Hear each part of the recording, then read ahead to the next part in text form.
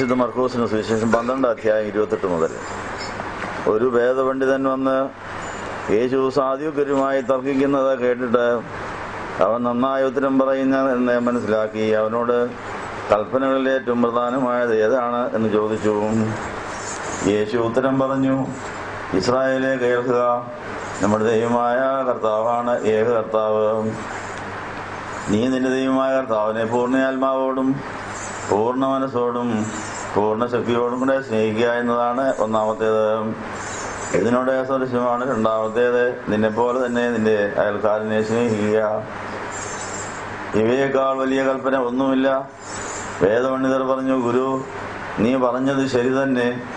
ദൈവം ഏകനാണെന്നും അവനല്ലാതെ മറ്റൊരു ദൈവമില്ലെന്നും പൂർണ്ണ ഹൃദയത്തോടും പൂർണ്ണ മനസ്സോടും പൂർണ്ണ ശക്തിയോടും കൂടി അവനെ സ്നേഹിക്കുന്നതും അയൽക്കാരനെ തന്നെ പോലെ സ്നേഹിക്കുന്നതുമെല്ലാം ദഹനബലിയേക്കാളും യാഗങ്ങളെക്കാളും ശ്രേഷ്ഠമാണെന്ന് നീ പറഞ്ഞത് സത്യമാണ്.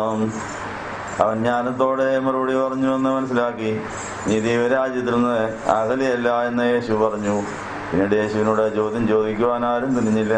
നിങ്ങൾക്കെല്ലാവർക്കും സമൃദ്ധി ഉണ്ടായിരിക്കട്ടെ.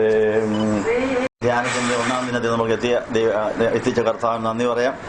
ദിനകാം പെരുന്നാളിന് ശേഷം 4-ാം ഞായറാഴ്ച വായിച്ചിട്ട് വേദഭാഗത്തിന്റെ ചുരുക്കം ദൈവത്തെ പൂർണ്ണ ആത്മാവോടും പൂർണ്ണ മനസ്സോടും പൂർണ്ണ യഥത്തോടും ശക്തിയോടും സ്നേഹിച്ച് അയൽക്കാരനെ സ്നേഹിക്കണമെന്നുള്ള നമ്മുടെ ജീവിതത്തിലെ ഏറ്റവും വലിയ പ്രധാനപ്പെട്ട ഈ കാര്യം പഠിക്കുവാനും പഠിപ്പിക്കുവാനും ഇതാ പഞ്ചദിന ധ്യാനത്തിന് തുടക്കത്തിൽ ഇത് വായിച്ചിരിക്കുന്നു.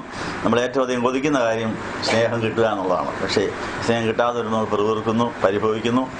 സ്നേഹം വാങ്ങിച്ചു കൊടുക്കേണ്ടതാണ്, പ്രതീക്ഷിക്കേണ്ടതല്ല എന്നാണ് കർത്താവ് പഠിപ്പിച്ചിരിക്കുന്നത്. സ്വർഗത്തിൽ നിന്ന് പരിശുദ്ധാത്മാവിന്റെ ഫലം വിളയിച്ചെടുത്ത് ഇങ്ങോട്ട് തരാത്തവർക്ക് അങ്ങോട്ട് കൊടുത്തു കഴിയുമ്പോൾ പിന്നെ നമുക്ക് തിരികെ കിട്ടുമെന്നാണ് പറയുന്നത്. ആ കുടുംബത്തിലും സമൂഹത്തിലും സഭയിലും ഇതെങ്ങനെ ദൈവത്തിൽ നിന്ന് സ്നേഹം വാങ്ങിച്ച് മറ്റുള്ളവർക്ക് കൊടുത്ത് ജന്മസാവലി അടയാൻ സാധിക്കും. സ്നേഹം കൊടുക്കാത്തവർക്കും ഇല്ലാത്തവർക്കും ശാപം പറ്റുമെന്ന് എഴുതിയിട്ടുണ്ട്. നമുക്ക് പറ്റിയിരിക്കുന്ന ശാപം സ്നേഹക്കുറവുകൊണ്ടാണ്.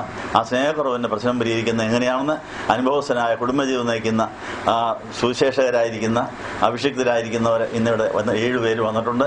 നമുക്ക് അവരിൽ കൂടെ കേട്ട് നമ്മുടെ കുടുംബം എങ്ങനെ സ്വർഗമാക്കാൻ സാധിക്കും, അതിന് സ്നേഹം ചോരുന്ന വഴി തടയ്ക്കാനും സ്നേഹം വരുന്ന വഴി തുറക്കാനും മുഖാന്തരമാകട്ടെ എന്ന് ആശംസിച്ചുകൊണ്ട് ധ്യാനം സമാഹരിക്കുന്നു. ഇപ്പോൾ നമുക്ക് താഴേക്ക് പോയി ലഘുഭക്ഷണം കഴിച്ചിട്ട് ധ്യാനത്തിലേക്ക് പ്രവേശിക്കാം. ദൈവം നിങ്ങളെ അനുഗ്രഹിക്കട്ടെ.